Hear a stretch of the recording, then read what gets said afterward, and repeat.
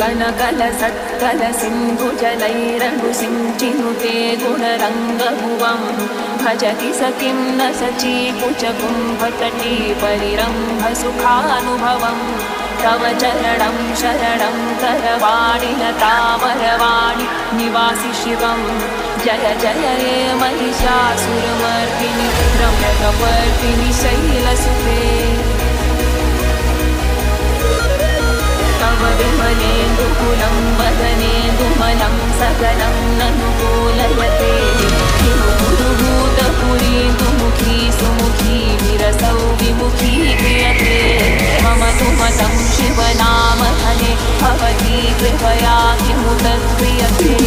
जय जय हे महिषासुरमर्दिनि